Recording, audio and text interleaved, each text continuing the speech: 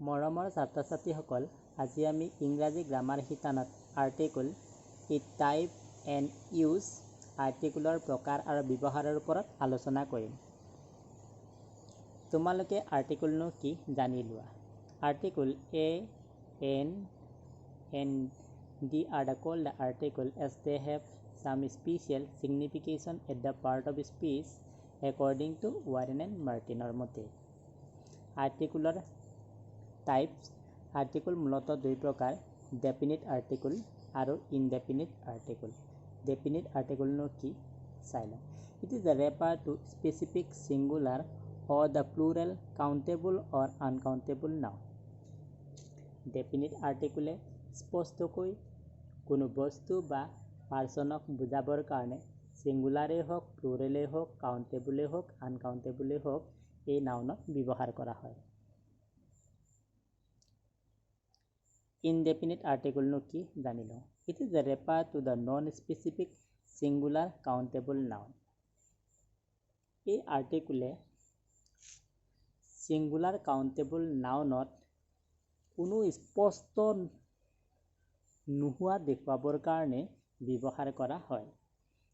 এতিয়া definite article আৰু indefinite আৰ্টিকলৰ মাজত পাৰ্থক্যনো কি তোমালোকে উদাহৰণৰ সহায়ত ভালকৈ বুজি পাবা। এক্সাম্পল, ইনডেফিনিট আৰ্টিকলৰ ক্ষেত্ৰত দিছ ইজ এ বয়, এইজন ল'ৰা। এইজন ল'ৰাটো কোনো ল'ৰাজনৰ নিশ্চয়তা নাই, কিন্তু ডেফিনিট আৰ্টিকলত চোৱা, দিছ is the boy whom I met yesterday। ইয়াত স্পষ্টকৈ কোৱা হৈছে এইজনেই ল'ৰা যিজনক মই যোৱাকালি লগ পাইছিলোঁ। ল'ৰাজন স্পষ্ট, কোনজন ল'ৰা? যোৱাকালি মই লগ পোৱা ল'ৰাজন। গতিকে ইয়াত ল'ৰাজনক স্পষ্টকৈ কোৱা হৈছে নে নাই বাৰু? কিন্তু indefinite article this is a boy, ইয়াত এজন ল'ৰা বুলিহে কোৱা হৈছে, ল'ৰাজন কোন হয় স্পষ্ট হোৱা নাই। কিন্তু ডেফিনিট আৰ্টিকল তাত ল'ৰাজনক স্পষ্ট কৰি দিছে, কাৰণ যোৱাকালি মই লগ পোৱা ল'ৰাজন। গতিকে নিশ্চয় তোমালোক পাৰ্থক্য বুজি পাইছা। ইনডেফিনিট আৰ্টিকল দুই প্ৰকাৰ, এ আৰু এন। ডেফিনিট আৰ্টিকল দি বা দা। দি আৰু দা চাউনৰ মাজত তোমালোকৰ কিছু কনফিউজ আছে, সেইখিনি মই ডিক্সনাৰীৰ যিটো নিয়ম সেইটো তোমালোকক মই বুজাই দিব বিচাৰিছোঁ। লক্ষ্য কৰা, ইয়াত চোৱা, ইণ্ডিয়া শব্দটো তোমালোক দেখিছা। এই ইণ্ডিয়া শব্দটোৰ প্ৰথম লেটাৰটো কি আছে? ভাৱেল। গতিকে ইয়াক আমি কি বুলি চাউণ্ড কৰিম? দি বুলি চাউণ্ড কৰিম। আকৌ তলৰ শব্দটো চোৱা, ই পাকিস্তানী। ইয়াত পাকিস্তানী শব্দটোৰ চোৱা, প্ৰথম লেটাৰটো কি? পি, কনচনেণ্ট। গতিকে আমি কি বুলি চাউণ্ড কৰিম? দা পাকিস্তানী। প্ৰথমটো হ'ব দি ইণ্ডিয়ান, তলৰটো হ'ব the Pakistani. Using rule of indefinite article. Indefinite আৰ্টিকলৰ ব্যৱহাৰৰ কিছুমান নিয়ম আলোচনা কৰিম। এই আৰ্টিকল দুটা, এটা হৈছে এ, আনটো হৈছে এন।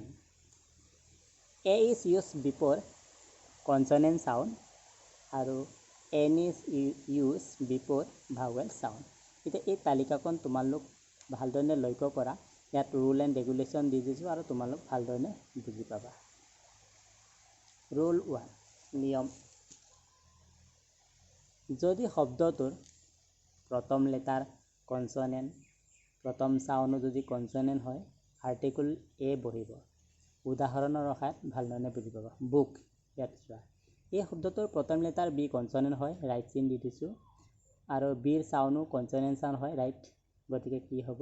এই আৰ্টিকল বহিব, এ বুক। ৰুল নম্বৰ 2, যদি প্ৰথম লেটাৰ কনচনেণ্ট নহয়, পূৰণ চিন দিছোঁ, কিন্তু প্ৰথম যদি চাউণ্ড কনচনেণ্ট হয়, তেতিয়াও আৰ্টিকল কি বহিব? এ বহিব। উদাহৰণৰ সহায়ত ভালধৰণে লক্ষ্য কৰা, বুজি পাবা। ইউনিভাৰ্চিটি, ইয়াত চোৱা, প্ৰথম লেটাৰটো কি আছে? ইউ আছে। কনচনেণ্ট হয়নে? নহয়, পূৰণ চিন দিছোঁ। কিন্তু ইয়াৰ প্ৰথম চাউণ্ডটো লক্ষ্য কৰা, প্ৰথম চাউণ্ডটো চোৱা, ইউ উচ্চাৰণ ইউহে হৈছে, মানে কনচনেণ্ট চাউণ্ড হৈছে। গতিকে কি হ'ব ইয়াত? এই আৰ্টিকলেই বহিব, এ ইউনিভাৰ্চিটি। ৰুল নম্বৰ 3, 3 নম্বৰ নিয়ম। যদি প্ৰথম লেটাৰ ভাৱেল আৰু প্ৰথম যদি চাউণ্ডো ভাৱেল হয়, তেতিয়াহ'লে কি বহিব? এন বহিব। যেনে এছে এক্সাম্পল এছেটো চোৱা ইয়াত ই ভাৱেল লেটাৰ হয় আৰু ইয়াৰ চাউনো কি হয় ভাৱেল হয় গতিকে কি হ'ব এন এছে ৰুল নম্বৰ 4 যদি প্ৰথম লেটাৰ ভাৱেল নহয় কিন্তু প্ৰথম সাউন্ড যদি ভাৱেল হয় তেতিয়াও কি বহিব এন বহিব ফৰ এক্সাম্পল হাৱাৰ্স ইয়াত চোৱা ইয়াৰ প্ৰথম লেটাৰ ভাৱেল হয়নে নহয় এইচ আছে কনসনেন্ট হয় কিন্তু ইয়াৰ প্ৰথম সাউন্ডটো লক্ষ্য কৰা ইয়াত এইচটো সাইলেন্ট হয় অৰ পৰাহে উচ্চাৰণ হয় মানে প্ৰথম সাউন্ডটো কি হয় ভাৱেল হয় গতিকে কি হ'ব তাৰ আগতো এনে বহিব এন হাৱাৰ্স আৰু কেইটামান ইয়াৰ উদাহৰণ চাওঁ list of the some word with the first letter is the vowel but the first sound is consonant ইয়াত কিছুমান শব্দৰ তালিকা দিয়া হৈছে যিবোৰৰ প্ৰথম লেটাৰবোৰ ভাৱেল কিন্তু প্ৰথম সাউন্ডবোৰ কনসনেন্ট হলে কি বহিব এ বহিব ইয়াত A1 rupees note A1 way root A European AU A union A unix A unit A university A useful animal ইয়াৰ আকৌ লক্ষ্য কৰা list of the some word with the first letter is consonant but the first sound is vowel ইয়াত এনেকুৱা কিছুমান শব্দৰ তালিকা দি দিছো যিবোৰৰ প্ৰথম লেটাৰটো হৈছে কনসনেন্ট কিন্তু প্ৰথম সাউন্ডটো ভাৱেল গতিকে এন বহিব যেনে an hours an honours an honest an heir ইয়াত তোমালোকে ইংৰাজী শব্দৰ সাউন্ডৰ তালিকাখন চাই লোৱা ইংৰাজীত 5টা ভাৱেল লেটাৰ আছে কিন্তু 20টা সাউন্ড আছে কনসনেন্ট প্লাস সেমি ভাৱেলক ধৰি 21টা আছে কিন্তু সাউন্ড কেইটা আছে 24টা আছে গতিকে লেটাৰ কিমান 26টা 26 কিন্তু সাউন্ড 44 তোমালোকে কেনেকৈ হল ভাবিবা গতিকে মই এইখিনি তোমালোকক অলপ এক্সপ্লেইন কৰি দিছো যাতে বুজি পাও ইয়াত তোমালোকে চোৱা কেট শব্দটো চিৰ উচ্চাৰণ কেনেকুৱা হৈছে কৰ নিচিনা হৈছে সেন চিৰ উচ্চাৰণ কি হৈছে চ হৈছে লেটাৰ একেটাই সি কিন্তু সাউন্ড এবাৰ ক এবাৰ চৰ নিচিনা হৈছে তাৰ মানে লেটাৰ কম কিন্তু সাউন্ড বেছি এতিয়া তোমালোক বুজি পালা নহয় ইংৰাজীত 26টা লেটাৰ কিন্তু 44টা sound indefinite article in case of abbreviation word কিছুমান এব্ৰিভিয়েশ্যন ৱৰ্ড আছে তোমালোকে কোড এ বহিব কোড এন বহিব তাৰ কনফিউজ হয় সেইভাবে মই এটা তালিকা দি দিছো যিবোৰ লেটাৰেৰে আৰম্ভ হলে এ বহিব আৰু যিবোৰ লেটাৰেৰে আৰম্ভ কৰিলে এন বহিব ইয়াৰ তালিকাখন তোমালোকে ভালদৰে লক্ষ্য কৰা and use abbreviation start with the letter A E I O N F H L M N R S X যদি এইকেইটা লেটাৰেৰে এব্ৰিভিয়েশ্যনটো আৰম্ভ হয় তেতিয়াহ'লে কি হ'ব এন আৰ্টিকল বহিব উদাহৰণৰ সহায়ত তোমালোকক দেখুৱাই দিছো NFC office NHS school NIS officer NLP school NMLA NNCC NSDO officer NX-ray A use abbreviation start with letter U B C D G J K P Q T B W Y Z এইকেইটা যদি লেটাৰেৰে এব্ৰিভিয়েশ্যন আৰম্ভ হয় তেতিয়াহ'লে এ বহিব যেনে A BA student A CA student A DA member A US citizen এতিয়া তোমালোক এই দুটা তালিকাৰ যিকোনো এটা যদি তালিকা এলফাবেটৰ তালিকা যদি মনত ৰাখিব পাৰা তেতিয়াহ'লে তোমালোকে 26টা লেটাৰত যিকোনো ধৰণৰ এব্ৰিভিয়েশ্যন আহিলেও এ বহিব নে এন বহিব নিৰ্ণয় কৰিব পাৰিবা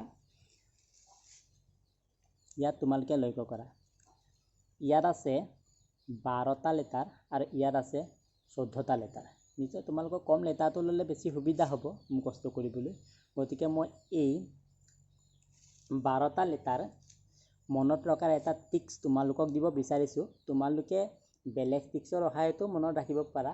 জাষ্ট মই তোমালোকক মোৰ ফালৰ পৰা এটা টিক্স দিছোঁ, যাতে তোমালোক এই 12টা লেটাৰ যদি মনত ৰাখিব পাৰা তেতিয়াহ'লে গম পাবা যে এইকেইটা লেটাৰে যদি আৰম্ভ হয় এব্ৰিভিয়েশ্যন তেতিয়াহ'লে এন বহিব, আৰু বাকীকেইটা লেটাৰে যদি আৰম্ভ হয় তেতিয়াহ'লে এ বহিব। মই তোমালোকক মোৰ আইডিয়াটো ক'ব বিচাৰিছোঁ। প্লেগছ আৰ ইন হোম, ইয়াৰ অৰ্থটো হৈছে এইকেইটা যদি লেটাৰ তোমালোকে এব্ৰিভিয়েশ্যনত দেখা পায় তেতিয়াহ'লে তোমালোকে কি বহাবা?